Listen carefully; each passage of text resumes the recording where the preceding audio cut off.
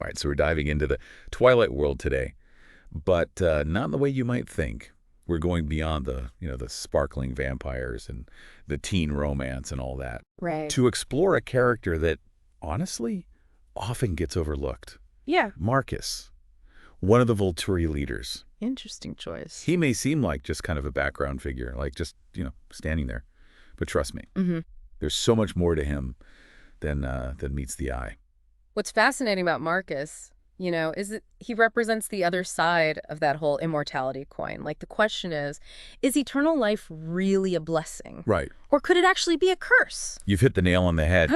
Today, we are uncovering Marcus's tragic backstory, Yeah. his hidden depths, and what his role in the Volturi really tells us about the vampire world. So buckle up. Yeah. It's going to get deep. Remember those scenes in the movies where he just seems perpetually tired? Yes. Almost emotionally vacant? It's not just like a stylistic choice, Right. Marcus is a stark contrast to Aro and Caius, who are like, constantly scheming and power hungry. Right. There's a reason for that. Okay. Now I'm intrigued. So what's the story behind Marcus's perpetual sorrow? His emotional state, it's directly tied to a tragedy from his past, the loss of his mate, Didyme. Now, that's a name I honestly don't really recall that much from the movies. And that's part of what makes Marcus so interesting. His story is largely hidden beneath the surface. Didyme was Auro's sister. Yeah. She had this unique gift. She could radiate joy to those around her. Just imagine the impact of an ability like that. Wow. Within the usually somber Volturi. That's a stark contrast to the Volturi's usual aura of power and intimidation. Right. Kind of a mood killer, I guess you could say. Exactly. And their love for each other was so intense that they planned to leave the Volturi, Really? seeking a life away from the constraints of power and duty. But Aro, with his insatiable need for control, he couldn't bear to see them go, especially not his sister, who was so crucial to maintaining harmony within the Guard. So rather than let them find happiness elsewhere, Aro took matters into his own hands. Tragically, yes. He orchestrated Didyme's demise. Wow. Shattering Marcus and condemning him to an eternity of grief. It's a reminder of the lengths that Aro will go to maintain control. Yeah. Even at the cost of his own family's happiness. That is disturbing. The level of manipulation within the Volturi's inner circle really sheds new light on Marcus's withdrawn demeanor. It's almost like he's shut down emotionally Yeah. to shield himself from any further pain. Precisely. He's trapped in this state of suspended grief, unable to fully engage with the world. Right. And his existence becomes this painful echo chamber of loss, Yeah. amplified by his own unique gift. You're talking about his ability to sense the strength and nature of relationships, right? It's almost ironic considering what he's lost. Imagine being constantly bombarded by the emotional connections of others, feeling the depth of their love, their loyalty, their passion, all while being forever barred from experiencing such a bond yourself. Yeah. It's a unique torment, a constant reminder of what he can perceive but never possess. That's a cruel twist of fate, wouldn't you say? Yeah. To be surrounded by the very thing he craves most, yet forever out of reach. Right. It makes you wonder, does he even derive any satisfaction from, leading the Volturi? If he's not actively making decisions or enforcing their laws, what's his purpose? Is he just a figurehead for Aro to manipulate? He's more than just a pawn in Uro's game. Right. His presence lends legitimacy to the Volturi, His age, his experience, the fact that he was there at the very beginning of their reign. Right. It all adds weight to Aro's authority, creating this illusion of stability and wisdom. So in a way, Aro is exploiting Marcus's grief to bolster his own power. Right. That's a chillingly effective strategy, isn't it? Using the image of a heartbroken elder to mask his own thirst for control. It's a subtle form of manipulation, but it's incredibly effective. Right. It highlights the complex power dynamics within the Volturi. Marcus, despite his immense power, is essentially a prisoner of his own sorrow, contributing more through his symbolic presence than through direct action.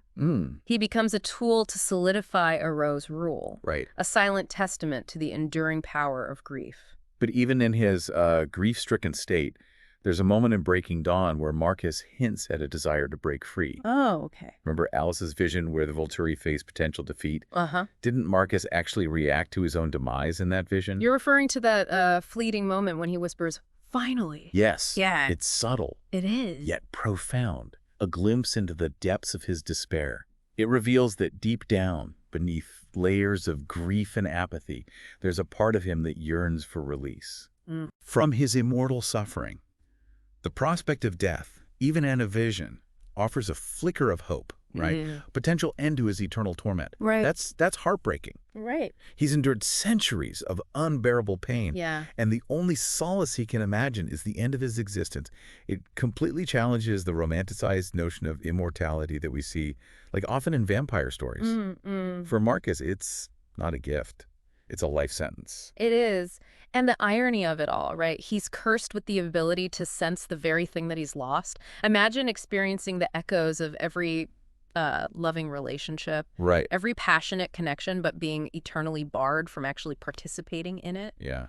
That's a profound kind of torture. It really makes you question whether immortality would even be worth it under those circumstances. Like if he had the chance to reunite with Didyme, even just for a little while, would he still choose to remain immortal? That's a question that Stephenie Meyer seems to be exploring throughout the whole saga, you know?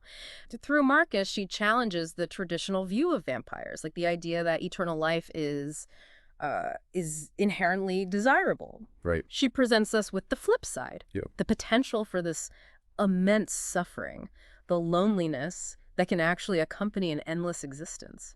It's interesting how the Volturi project this image of power and control.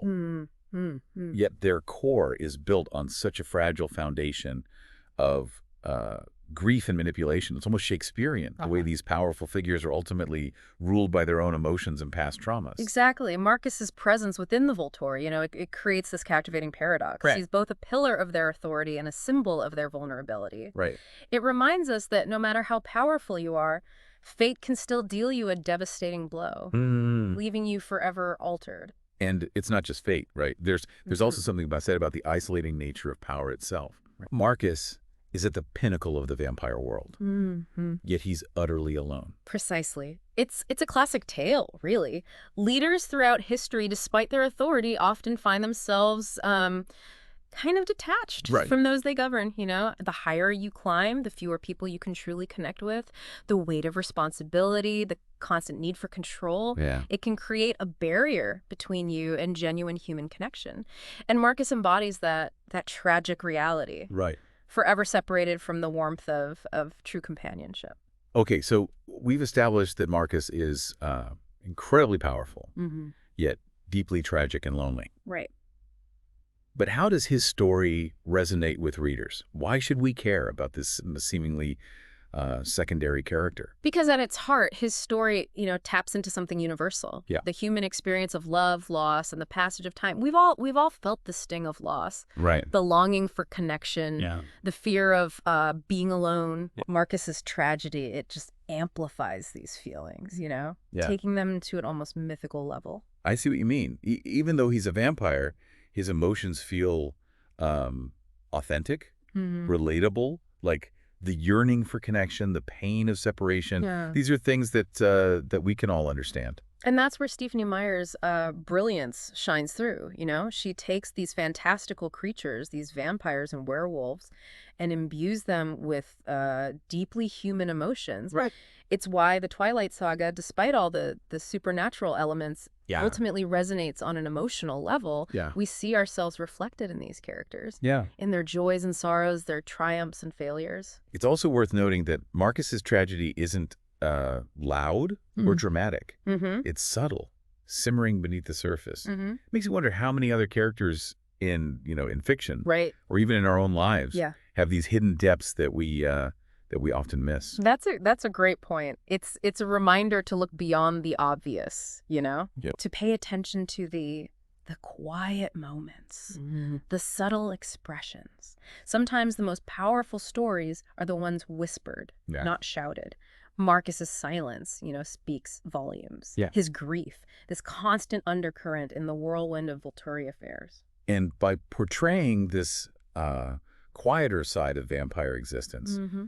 Meyer adds a layer of believability to the entire world she's created. It's not all about sparkling skin and super speed. Right. There's a cost, a burden that comes with immortality. Mm-hmm. And Marcus embodies that burden with heartbreaking authenticity. Absolutely. His existence, forces us to confront these uncomfortable questions about the nature of eternal life. What if it's not all it's cracked up to be? Right. What if the price of immortality is actually losing the very things that make life worth living? Yeah. These are the profound questions that Marcus's story, invites us to consider. It makes you wonder how differently we might view the Volturi if we truly focused on Marcus's perspective. Their power suddenly seems less absolute, more fragile. Right. It's as if their entire reign is built on a foundation of sand, constantly threatened by these undercurrents of loss and manipulation. It definitely adds a layer of complexity to their image. They're not just these untouchable, all-powerful beings. Right. They're capable of suffering, of loss, of being manipulated by their own emotions and desires. It humanizes them in a strange way. Okay, we've talked about Marcus as a symbol of loss, the isolating nature of power, the burden of immortality. But what about his gift? His ability to sense relationships. Right. How does that fit into the bigger picture of his story? That's where things get really interesting. On the one hand, his gift is a constant reminder of what he's lost. He can see the depth of other people's connections, the intensity of their emotions, but he's forever denied those experiences, himself. So it's like a cosmic joke, a constant taunt. In a way, yeah. But it also adds a layer of irony to his interactions with the other characters. Remember in Breaking Dawn, when he senses the unparalleled strength of Bella and Edward's bond. That was such a subtle yet powerful moment. It was. After centuries of apathy, he acknowledges the profound connection between Bella and Edward. It's almost as if he envies them, recognizing the depth of love that he himself can never experience. Exactly. It highlights the tragic contrast between his ability to perceive love and his inability to participate in it. Right. And it speaks to the power of Bella and Edward's love. A love so intense that even Marcus, in his emotionally numb state, can't help but notice it. Their connection shines a light into the darkness of his existence, like a brief spark in this vast emptiness of his immortal life. It's fascinating how Stephenie Meyer uses these subtle moments to convey such complex emotions. It really makes you appreciate her skill as a writer. Absolutely. She could have easily made Marcus just a one-dimensional villain, right? Yeah. A stereotypical power-hungry vampire. But instead, she gave him depth, complexity, and a tragic backstory that makes us question the very nature of immortality. She took a character who could have been a footnote in the saga and transformed him into a symbol of loss, isolation, and the enduring power of love. It's a testament to her ability to craft characters that resonate with readers on a deeply emotional level. And by giving him this subtle, understated role, she forces us to pay closer attention, look beyond the obvious. Marcus's story, it's not spelled out for us. We have to dig deeper, piece together the clues to truly understand his significance, and in doing so, we gain a richer understanding of the Twilight world and its complexities. It's almost as if she's encouraging us to look for the hidden stories, the untold tales that exist, beneath the surface of every narrative. Exactly. And that's a valuable lesson, not just for understanding fictional worlds, but for navigating our own lives as well. Everyone has a story. Even those who seem quiet or withdrawn, there's always more than meets the eye. Right. Layers of experience and emotion just waiting to be uncovered. So as we wrap up our deep dive into Marcus, the sorrowful pillar of the Volturi, what's the one thing you want our listener to walk away with today? I think the most important takeaway is that Marcus's story, despite its tragic nature, offers us a chance to reflect on the human condition. Right. His eternal grief, it forces us to confront our own mortality, our own experiences with loss and longing. It reminds us that even in a world of vampires and werewolves, it's the human emotions that truly resonate. Love, loss, the the search for connection.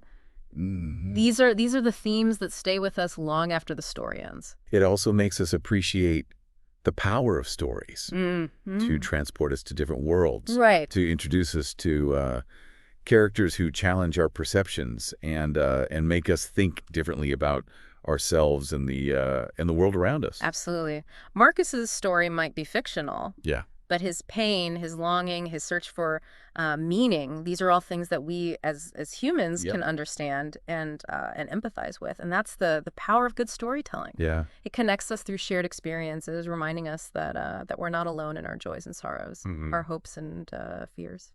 So, dear listener, the next time you find yourself revisiting the Twilight Saga, Mm-hmm. look beyond his uh, quiet demeanor, Right. his vacant stare, and consider the weight of his existence. You might just find that he's one of the most compelling and thought-provoking characters in the entire series. And perhaps it might even make you wonder if given the chance, would Marcus choose to remain immortal? Right. Or would he finally embrace the peace of death Ah. and reunite with his beloved Didyme? That's something to ponder, isn't it? The choice between an eternity of loneliness and the possibility of finding peace in the embrace of oblivion. What a powerful thought to leave us with. Well, on that note, we'll leave you to contemplate the complexities of vampire love and the bittersweet burden of immortality. Until next time, keep diving deep.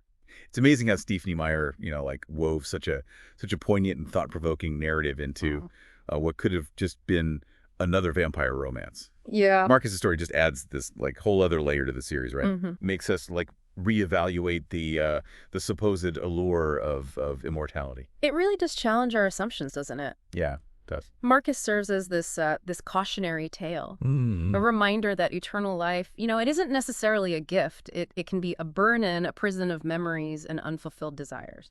His story makes the Volturi, who will often represent this monolithic force of power and control.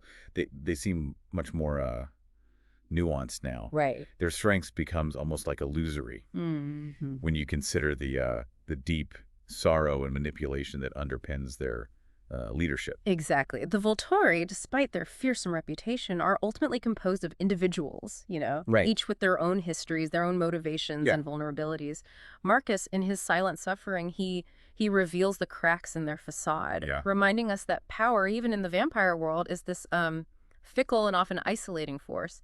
And it makes you wonder, if Marcus had the chance to change his fate, to go back and choose a different path, would he? Would he choose love and mortality over power and eternal grief? That's the ultimate question, isn't it? It's a testament to Meyer's skill as a writer, Yeah. that she leaves us grappling with these complex moral dilemmas, prompting us to consider the true meaning of life loss and the choices we make. Well, as we wrap up our deep dive into Marcus's world, I want to thank you for sharing your insights. Yeah. It's been a fascinating journey exploring the darker, Yeah. more introspective side of the Twilight Saga. It's been a pleasure. And remember, dear listeners, sometimes the most captivating stories, they're hidden in plain sight, just waiting to be discovered by those willing to look beyond the surface. Right. Marcus's story is a powerful reminder that even in a world of fantasy and the supernatural, Yeah. it's the human emotion that truly grip our hearts and minds. Beautifully said. And on that note, we'll leave you to ponder the complexities of love, loss, and immortality. Until next time, keep exploring, keep questioning, and keep diving deep into the stories that captivate your imagination.